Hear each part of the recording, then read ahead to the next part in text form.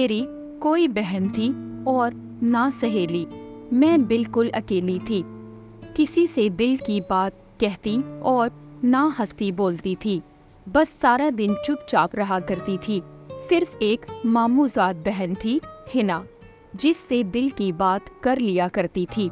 वो मेरी हम उम्र थी और थोड़ी सी हम मिजाज भी, बल्कि यूं कहना चाहिए कि वो मेरे मिजाज को समझती थी। इसलिए फालतू बात कभी ना करती, बल्कि मेरा मूड देखकर बात करती थी। मेरी इस कज़न हिना से बस इसी वजह से बनती थी। वो कम मेरे पास आती थी। तन्हाई तो मुझे वैसे ही परेशान रखती थी।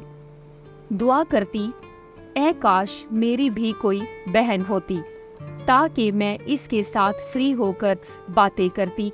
हम साथ कॉलेज जाते, साथ शॉपिंग करते, कभी हंसते कभी लड़ते, मगर ये सब मेरी किस्मत में कहाँ था। मैट्रिक में हम जमात 1-2 सहेलियाँ थी। जब कॉलेज में दाखिला लिया, इनका साथ भी छूट गया। अब मैं थी और मेरी तन्हाई। अम्मी इस बात को महसूस करती थी। इनका और मेरा उम्र का फर्क था। वो मेरी माँ तो थी, मगर दोस्त नहीं हो सकती थी। जिंदगी उदासी में गुजर रही थी। एक रोज हिना का फोन आया, मैं आ रही हूँ, तुमको एक खुशखबरी सुनानी है। मैं सोचने लगी कि जाने क्या खुशखबरी है। इतने में अब्बू आ गए। कहने लगे कि हमने नया मकान किराए पर लिया है, जो बहुत अच्छी जगह पर है। तुम्हारे मामू का घर भी करीब है। अब तुम हिना से रोज मिल सकोगी। ये मकान तुम्हारे मामू दिलवा रहे हैं। ये खुशखबरी सुनकर मैं निहाल हो गई। शायद अब्बू को भी एहसास था कि मैं यहाँ पर बहुत ज्यादा तन्हाई महसूस करती हूँ। हम जिस नए मकान में शिफ्ट हुए वो बहुत खूबसूरत था। माहौल भी अच्छा था। ये बंगला नुमा छोटे छोटे घर कितार दर कितार बने हुए थे। सब्जा भी था। यहाँ आकर मेरे मूड में कुछ खुशगवार तब्दीली आई और मैं इर्द गिर्द में दिलचस्पी लेने लगी। अब मैं रोज बालकोनी में खड़ी इधर उधर का जायजा लेती रहती। हमारे घर के सामने एक बेहद खूबसूरत लड़की अक्सर नजर आती थी। वो 2-4 दिन दिखाई देती, फिर गायब हो जाती। जाने इस लड़की में ऐसी क्या कशिश थी कि दिल चाहता था कि मैं इसको देखती रहूं। अब मेरा फारिग वक्त इसके दीदार की हसरत में कटने लगा। कॉलेज से आकर खाना खाती और फिर इसको मेरी निगाहें ढूंढती। कभी वो नजर आ जाती और कभी कई दिन तक ना दिखाई देती। तब मैं दुआ करती, ऐ काश किसी तरह से मेरी इससे दोस्ती हो जाए। वो मेरे पास आने जाने लगे तो हमारा वक्त कितना अच्छा गुजरे। मैंने महसूस किया कि वो मुझसे भी ज्यादा शर्मीली है। दोस्ती का हाथ बढ़ाना तो दूर की बात, वो तो मुझे देखने से भी कतराती है। अब मेरा सारा ध्यान हर वक्त इसकी तरफ रहता। वो पहली लड़की थी जिससे मैं मोहब्बत करने लगी थी। इसको देखे बिन सख्त बेचैन रहती। पता चला कि मोहब्बत का इस्तराब और इसकी बेचैनी क्या होती है। ये कोई गलत किस्म की मोहब्बत नहीं थी। बस ये ख्वाहिश हसरत बन गई कि काश ये शर्मीली लड़की मेरी बहन होती या फिर मेरी दोस्त होती। ये इरादा कर लिया कि अगर अब कभी गली में आमना सामना हुआ तो रोक कर खुद पहल करूंगी, इससे बात करूंगी। एक रोज मैं कॉलेज से घर आ रही थी कि वो पास से गुजरी। चाहने के बावजूद मैं इसे पुकार ना सकी और वो भी कन अखियों से देखती चली गई। कुछ दिन और गुजरे। पता चला कि इस लड़की का नाम कमल है। ये अपनी नानी के पास रहती है, जो कहीं और रहती हैं। माँ से मिलने आती है, 2-4 दिन रहकर वापस नानी के घर चली जाती है। वक्त के साथ साथ कुछ बातें खुलती जा रही थीं। मोहल्ले की एक औरत अम्मी के पास आई। इसने बताया कि कमल के अब्बू सौतेले हैं, तभी ये माँ के साथ नहीं रहती बल्कि नानी के घर रहती है और इसकी माँ से मोहल्ले वाले मिलना पसंद नहीं करते। आखिर क्यों? ये बात मैं इससे ना पूछ सकी और ना इसने बताई। अब मैं जुनून की हद तक कमल को चाहने लगी थी। जब हिना आती तो मैं कंवल का जिक्र लेकर बैठ जाती, तब इसे बड़ी कोफ्त महसूस होती। वो कहती कि मैं तुमसे मिलने आती हूँ और तुम किसी और का जिक्र ले बैठती हो। क्या तुम्हारे पास कंवल के सिवा कोई और मौजू नहीं है? आखिर ऐसी क्या बात है कि तुम इस पर मर मिटी हो, जबकि तुम ऐसी खुश्क मिजाज लड़की हो कि आज तक किसी को सहेली नहीं बनाया। मैं भी खुद आ जाती हूँ तो बात कर लेती हो, वरना तुम कब मुझे घास डालती हो। मैं इसकी बातें सुनकर चुप हो जाती। कहती तो वो ठीक थी, लेकिन सच कहती हूँ कि खुदा ने कंवल में ऐसी कशिश रखी थी कि इसके मुखड़े से नजरें नहीं हटती थीं। एक दिन मैंने सोचा कि अब्बू अम्मी तो इन लोगों के घर जाने से मना करते हैं, फिर मैं कैसे कंवल से दोस्ती बढ़ाऊं। जब ही एक ख्याल जहन में आया कि किसी तरह से इसकी नानी का पता मालूम करना चाहिए और फिर वहां जाकर कंवल से दोस्ती करनी चाहिए, क्योंकि वो रहती तो अपनी नानी अम्मा के घर ज्यादा थी। मैंने अपने मामूजाद यानी हिना के भाई जफर का सहारा लिया कि जब लड़की अपने घर से निकले तुम मोटरसाइकिल पर इसका पीछा करना और देखना ये कहाँ जाती है। इसने वादा किया कि वो ये राज जरूर मालूम कर लेगा। कमल कभी अकेली घर से नहीं निकलती थी, हमेशा एक मोटी सी औरत इसके साथ आती और साथ ले जाती। लगता था ये इसकी नानी की मुलाजमा है, क्योंकि सूरत और हुलिये से वो मुलाजमा ही मालूम होती थी। रोज जफर से पूछती, कमल की नानी के घर का पता किया? वो जवाब देता, जल्दबाज मत बनो, सब्र करो। इसको मालूम हुआ तो इसे बुरा लगेगा। मैं जाहिरन इसका पीछा करना नहीं चाहता, बल्कि खुफिया पीछा करूंगा और बहुत एहतियात के साथ, वरना बेइज्जती का खतरा भी हो सकता है। मुझे नहीं मालूम जफर जानबूझकर मुझे टाल रहा था या फिर इसको ये बात मुनासिब नहीं लग रही थी। बहरहाल एक दिन इसने मुझे बताया कि इत्तेफाक से मैं एक मोहल्ले की तरफ से निकला तो वहाँ मैंने कमल को देखा। इसके साथ वही मोटी औरत थी जो इसकी निगहबानी पर मुकर्रर है। तो क्या वो इसकी नानी का घर था? तुमने देखा? हाँ, लेकिन वो अच्छी जगह नहीं है, वो शरीफों का मोहल्ला नहीं था। मैंने लाख पता दरियाफ्त किया, जफर ने नहीं बताया। कहने लगा वो बहुत दूर है, तुम वहाँ नहीं जा सकती। कमल से दोस्ती का ख्याल छोड़ दो।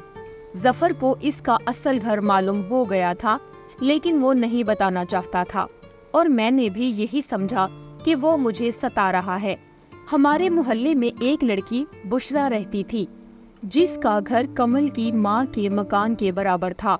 वो कभी कभी हमारे घर आ जाती, तभी मैंने इसके साथ सलाम दुआ कर ली। अब वो अक्सर आने लगी, मगर मैं दिल से इसको नहीं चाहती थी। महज इस वजह से दोस्ती की थी कि वो कमल की हमसाई थी। मैं बुशरा से कुरेद कर पूछती कि कमल कब माँ के घर आई और कब तक रही। वो मुस्तकिल क्यों नहीं रहती? वो कहती कि सौतेले बाप की वजह से नहीं रहती। इसकी नानी इसको बहुत प्यार करती है, माँ से सिर्फ मिलने आती है। शायद सौतेला बाप इसको रहने की इजाजत ना देता हो। ये सब ख्याली बातें थी। असल हकीकत क्या थी, इस पर पर्दा पड़ा हुआ था। एक रोज जफर आया तो मैं इससे बातें करने लगी। हम बालकोनी में खड़े थे कि अचानक मेरी नजर सामने वाले मकान की खिड़की पर पड़ी। वहाँ कंवल खड़ी थी। जफर ने भी इसे देखा और काफी देर तक निगाह इस पर लगाए रखी। मैं समझ गई कि वो गहरी निगाह से इसे देख रहा है। मैंने अपनी नजरें नीचे रखी, नहीं चाहती थी कि जफर ये समझ ले कि मैं अब भी कमल में गहरी दिलचस्पी रखती हूँ। जब जफर ने नजरें ना हटाईं तो मुझे कहना पड़ा, मालूम नहीं आज इतनी देर कैसे खिड़की में खड़ी है, वरना ये किसी लड़के को देख ले तो फौरन अंदर चली जाती है। हाँ, तुम ठीक कह रही हो, जफर ने जवाब दिया। ये मेरी दोस्त है, इसलिए खड़ी है। इस जुमले पर मुझको हरगिज यकीन नहीं आया। ऐसा कैसे हो सकता है? मैंने सवाल किया। वो तो किसी से बात नहीं करती, मुझसे इसने बात की है और मैंने तुम्हारी खातिर बड़ी मुश्किल से इस तक रसाई हासिल की थी, लेकिन तुम परवाज़ें करना चाहता हो कि तुम्हारी और इसकी दोस्ती ठीक नहीं। मुझे अपने कजन की ये बात बहुत बुरी लगी कि ये खुद को क्या समझ रहा है। अगर मैं किसी लड़की को सहेली या बहन बनाना चाहती हूँ तो इसको क्या तकलीफ हो रही है। लड़की ठीक नहीं या अच्छे मोहल्ले में नहीं रहती तो खुद दोस्ती क्यों कर ली। अम्मी से 1-2 बार दबे लफ्जों में पूछा, अम्मी सामने वालों के घर जाऊं? तो अम्मी ने जवाब दिया, बेटा तुम्हारे अब्बू कहते हैं कि कमल की माँ की शोहरत अच्छी नहीं है तो वालिद की इजाजत के बगैर नहीं जाना, क्योंकि बद अच्छा बदनाम बुरा होता है। कमल की माँ की शोहरत कैसी थी हम नहीं जानते थे, क्योंकि हम इस मोहल्ले में नए आए थे। हमारे होते हुए कोई ऐसी वैसी बात नहीं हुई और ना हमने नोट की। मेरी ममानी अलबत्ता पहले इस मोहल्ले में रहती थी, ताहम उन्होंने भी एक लफ्ज भी अच्छा बुरा कमल की माँ के बारे में नहीं कहा था। मैं इन दिनों 16 बरस की बमुश्किल हुई थी, इसीलिए सब मुझे बच्ची समझकर मेरे सामने कोई बात नहीं करते थे।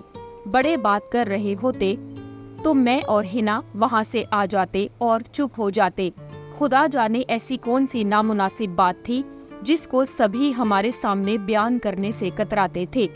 आखिर एक दिन ये राज खुला, वो इस तरह कि मैं और हिना बाजार कॉलेज की कुछ चीजें खरीदने गए। अम्मी और ममानी साथ थीं। वो गाड़ी में बैठी थी, जबकि मैं हिना के हमरा शॉप में चली गई तो वहाँ कमल किसी बुजुर्ग औरत के साथ मौजूद थी। मुझे देखकर मुस्कुराई तो पहचान के रिश्ते को बहाना बनाकर मैं इसके करीब चली गई और सलाम किया। बहुत दिनों से चाहती थी कि तुमसे बात करूं। हाँ, मैं वहाँ रहती भी नहीं हूँ ना, अम्मी से मिलने आती हूँ। ना रहने की क्या वजह है, तुम हमारे घर आओ ना। इस बात को वो टाल गई। ये मेरी नानी अम्मी है। इसने बुजुर्ग औरत की तरफ इशारा किया जो कुछ खरीदने में मसरूफ थी। इसकी नानी मुझे अच्छी ना लगी, जाने क्यों। जैसी बुजुर्ग औरतें नानी के रूप में भली लगती हैं, वैसी वो मुझे नहीं लगी। काफी तीखी तेज तरार थी और उम्दा लिबास जेब तन किया हुआ था। लगता था अपने सरापा का बहुत ख्याल रखती हैं, जबकि हमारे मुल्क में अमूमन इस उम्र में औरतें अपना इतना ख्याल नहीं रखती। बहरहाल मेरी इसके साथ पहली गुफ्तगू थी। अम्मी गाड़ी में इंतजार कर रही थी और मुझे हिना का भी डर था, लिहाजा जल्दी से 1-2 रस्मी बातें करके मैं हिना के साथ दुकान से बाहर आ गई। आज जहन पर कमल से बात करने के बाद खुशगवारी का एहसास होने की बजाय कुछ बोझ सा बढ़ गया। मैं सोचती थी, इतनी अच्छी और मासूम लड़की को क्यों लोग बुरा कहते हैं, मिलने से कतराते हैं, अम्मी अब्बू बात करने से मना करते हैं। अगर इसकी माँ ने दूसरी शादी कर ली है तो क्या हुआ, लोग दूसरी शादी करते ही हैं, कोई जुर्म तो नहीं है। हिना ने मुझको कमल से बात करते देख लिया था। इसने घर जाकर अपनी माँ को बताया और जफर को भी। जफर मेरे पास आया और बहुत खफा हुआ कि मैंने जब तुमको मना किया था फिर क्यों तुमने कमल से बात की। जब कह दिया है कि वो अच्छे इलाके में नहीं रहती तो समझ जाओ कि ऐसे लोगों से हमने राहो रस्म नहीं रखनी। आखिर क्यों तुमने इस लड़की को अपने दिमाग पर सवार कर लिया है। वैसे तो तुम किसी से दोस्ती करती नहीं हो, लेकिन इसके लिए पागल बनी हुई हो। मुझको जफर की बातें बेहद बुरी लगी। सोचा खुद इसके साथ दोस्ती कर ली है तो बुरी बात नहीं है, मैंने बात की तो इसको बुरा लग रहा है, कमजर्ज कहेगा। मैंने जफर से बात करनी छोड़ दी। हिना से भी अब कम बात करती थी। दिल था कि तन्हाई के एहसास से घुटा जाता था, लेकिन मैं किसी से अपना दुख बयान नहीं कर सकती थी। चंद रोज गुजरे कि अम्मी और मैं अपनी एक रिश्तेदार के घर गए। वापसी में हमने देखा कमल एक बड़ी सी गाड़ी में एक मर्द के साथ जा रही थी। अम्मी ने चौंक कर मुझे देखा, कहीं मैंने देख तो नहीं लिया। फिर बोली, तुम्हारी ममानी मामू से ही कहती हैं, वाकई इन लोगों से दूर रहना चाहिए। अम्मी की ये मायने खेज बात मेरे दिल में छुरी की तरह लगी। खामोशी से अपने कमरे में आकर लेट गई। आंखों से आंसू रवां थे और तहैया कर लिया कि अब मैं कमल से खत के जरिए राब्ता करूंगी। ताकि मैं इसको अपने दिल का अहवाल बयान कर सकूं। अगले रोज ममानी आईं और अम्मी से कहा, जानती हो कि कमल के साथ क्या हुआ है? क्या हुआ है? मैंने पूछा। इसको किसी ने कत्ल कर दिया। नहीं नहीं। उफ, मैंने कानों में उंगलियां ठोंस ली। इसके चाहने वालों में झगड़ा हो गया था। नानी ने तो इसे सोने की चिड़िया समझकर पाला था। अब कमाई का दौर शुरू हुआ तो सौदागरों की भीड़ लग गई। हर कोई चाहता था कि ज्यादा से ज्यादा दाम देकर इसे हासिल करे। इसकी नानी ने इन चाहने वालों को बेवकूफ बनाना चाहा, मगर एक दिन इसके कोठे पर ही दो मोहब्बत करने वालों की मड भीड़ हो गई। एक ने कहा, ये मेरी है, मैं ले जाऊंगा। दूसरे ने कहा, ये मेरी है, तुम रुपयों में तोलोगे तो मैं अशरफियों में तोल कर ले जाऊंगा।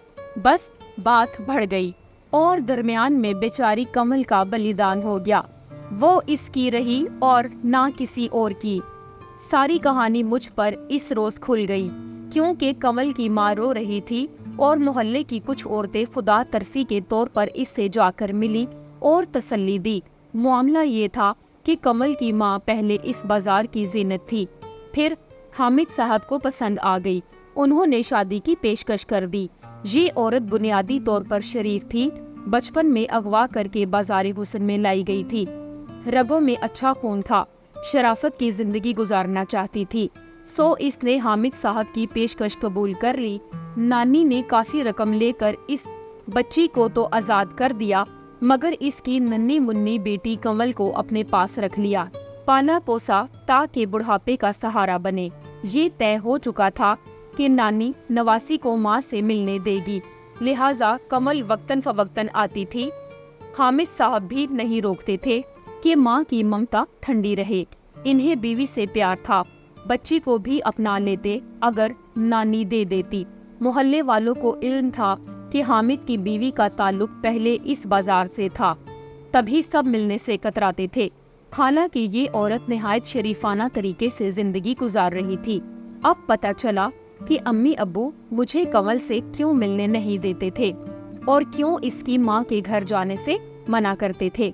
बहरहाल इस लड़की के कत्ल हो जाने का भयानक वाकया आज तक नहीं भूली, जो मेरे असाब पर सवार हो गई थी। शायद इसलिए कि वो बहुत मासूम सूरत और सादा सी थी। इसके चेहरे से पाकीज़गी झलकती थी। शायद खुदा को यही मंजूर था कि ऐसी फरिश्ता सूरत और पाकीज़ा मूरत इस गुनाहों की दलदल में ना फंसे, तभी अपने पास इतनी जल्द बुला लिया। लेकिन अफसोस होता है कि हमारे मुआशरे में कैसे कैसे भयानक वाक़यात जन्म लेते हैं। ये सब कुछ जो भी हुआ, इसके जिम्मेदार और गुनहगार तो दूसरे लोग हैं, मगर सजा कमल को क्यों मिली?